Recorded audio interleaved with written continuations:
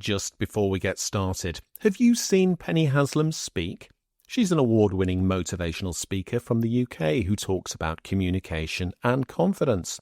To watch her fun clips, best bits and keynotes in full, just Google "watch video of Penny Haslam." Right, on with the show. Hi, Penny here. This time on the podcast, the topic today, new leader, old baggage. How to build trust in a troubled organisation. In other words, I want to discuss the challenges of earning trust as a new leader.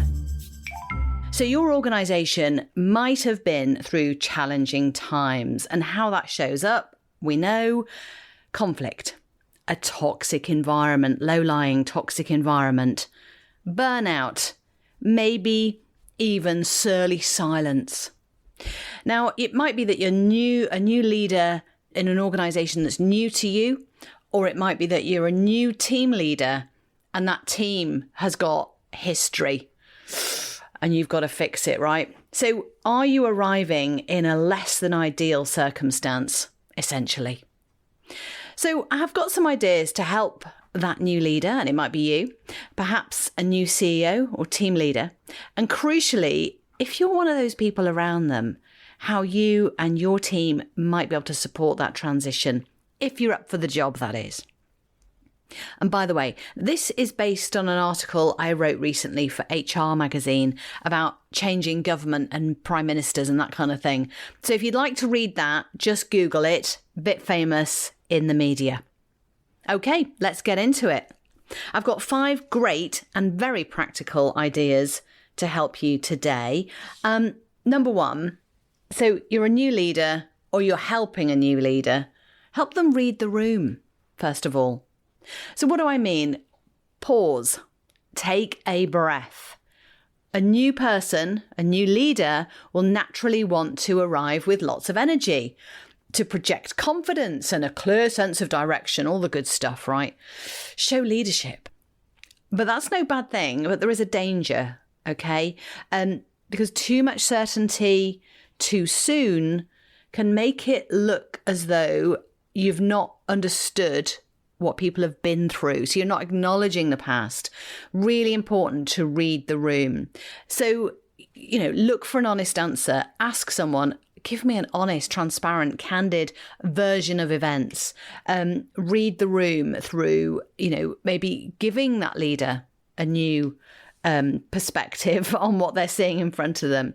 So it's deeper, isn't it, than the organisational chart. Who reports to who sits where.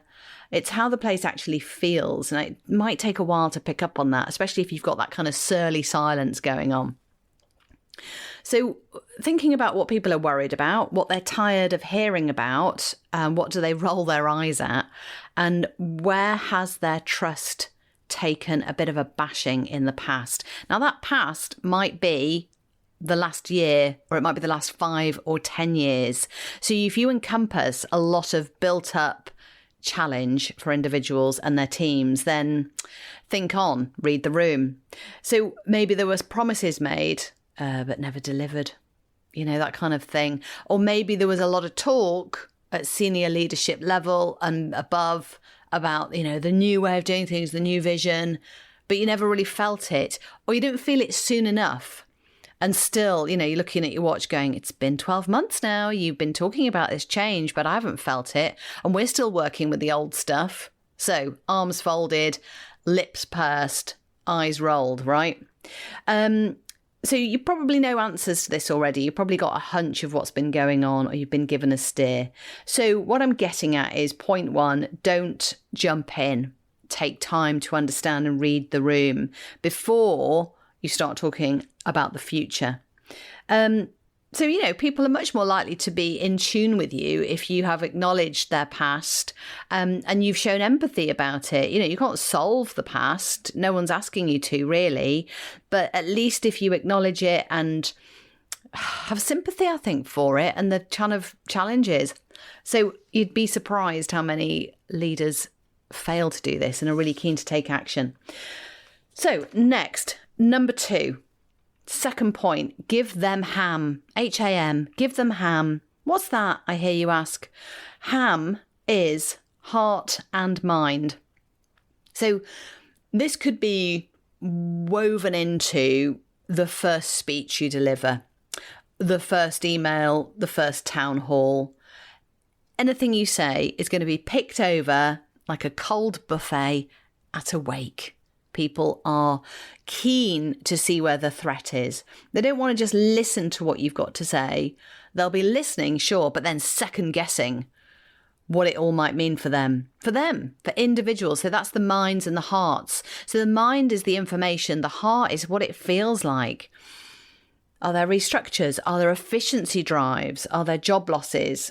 Is there another grand plan that's going to quietly disappear over the next 6 months? Which is why they need a ham message, a ham sandwich, maybe at a buffet. I'm going too far with the buffet thing, aren't I? So it's one that speaks to both the heart and the mind. So acknowledging frustrations, calling out the potential doubt in the room. Some of you in the room might be thinking X. Some of you might have experienced Y in the past. Well, what I'm hoping to connect with is that, to make sure it doesn't happen again, sort of thing. And connecting to the people you're leading, connecting as a human being. So most importantly, don't pretend that your arrival is going to magically fix everything. So figuring out what colleagues need to hear and what their genuine concerns. And, it goes beyond the first speech you deliver. So, thinking about where you're going to be landing this sort of ham message much more. So that's reading the room. So taking your time when you first step into role to gather your thoughts. Give them ham, hearts and minds. Make sure you're speaking to both of those things. And then thirdly, prepare for questions. Prepare at all times for questions. This is something that gets overlooked. A lot of the leaders I deal with think that if they just do the set piece keynote or, speech at the annual away day or whatever, it's going to cover all bases and that's that done. But actually, this is a campaign of messaging that needs to continue in every single interaction. So it doesn't just happen in one perfectly organised broadcast, if you like. It happens all the time. So this is during site visits, team meetings, video calls, corridor conversations, when someone, can I just grab a minute? Oh, right, okay, watch out. And one-to-ones. So when someone asks an awkward question, be prepared. How can you be prepared? So practice answering the questions that people are actually asking. So when you're in the shower, on a dog walk, driving to work or around and about, whatever you're doing, pose yourself a question that is tricky to answer, that you imagine a lot of people are thinking. So, and then answer it. Well, what I'd say on that is, and then talk to yourself and get fluent on your topic. So not everything is polished. It certainly doesn't have to be. In fact, it's better if it's not. You don't want to sound media trained, that you're doing key, sound bites, key messages and sound bites. So explaining things clearly, explaining it in the words that the person listening might like to receive it in. Don't cover everything in corporate varnish, corporate speak. So a leader who can answer a difficult question plainly in a corridor or on a stage and all the things in between can actually earn more trust, far more than if you are a script-based individual. So fourthly, in my tips for building trust in a troubled organisation, a new leader needs to give, and hopefully this is in place, but quite often it's not. A new leader needs to give managers a bit of a fighting chance.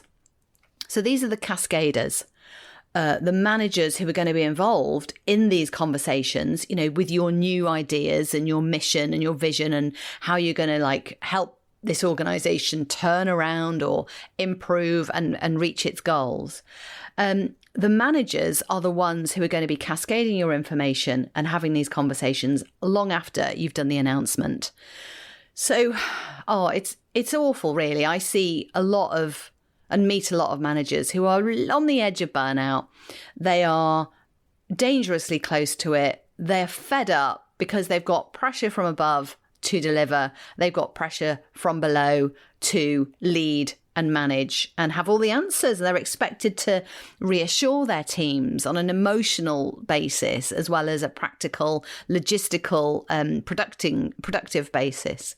Explain decisions, explaining decisions that they perhaps don't always understand or believe in themselves, and answer questions, of course, often knowing little more than anyone else because they might have just received that information.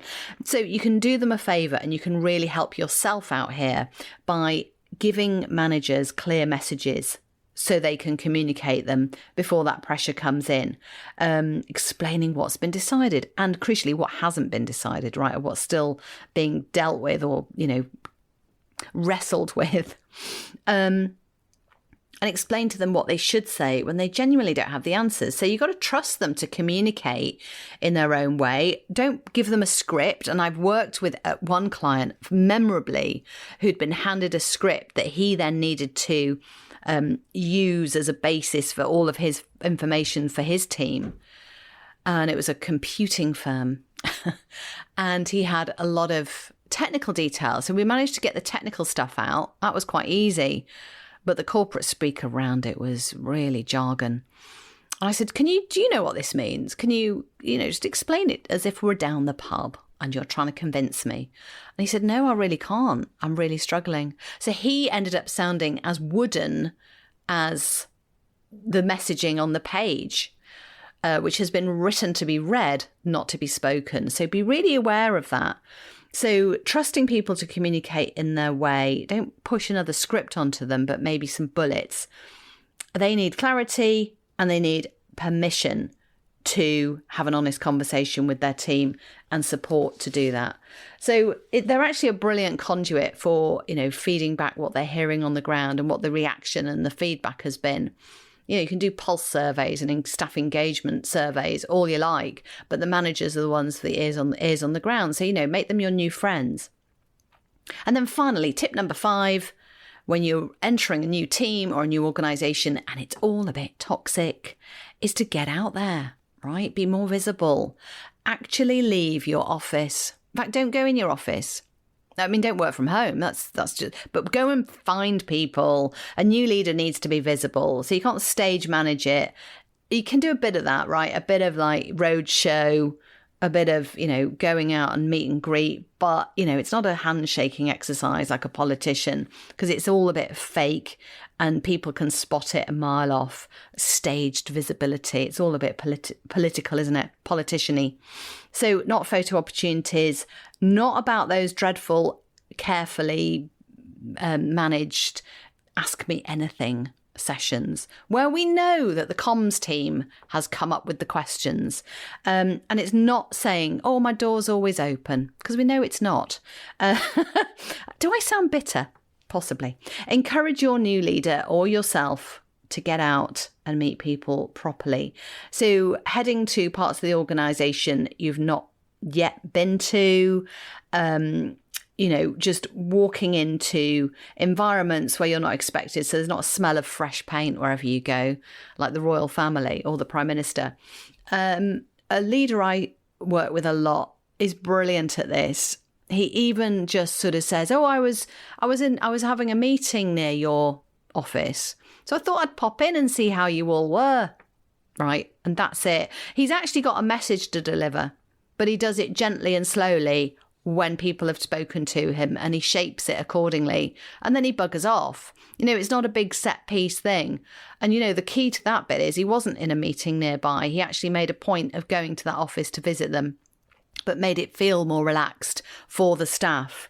So I thought that was a really cool way of being more visible. And his organisation is phenomenal at really understanding the values that they've set and behaving accordingly.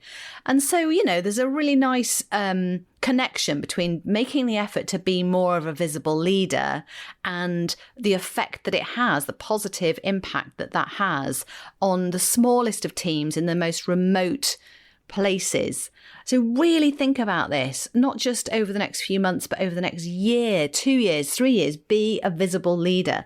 It really, really helps you stay ahead of the mood music. It shows people you're willing to listen, and it gives you a much better chance of leading successfully even though you might have walked into a challenging, toxic, troubled organisation. So hopefully that's given you loads of food for thought, whether you're recently new in post or whether you're helping someone who's new to get established.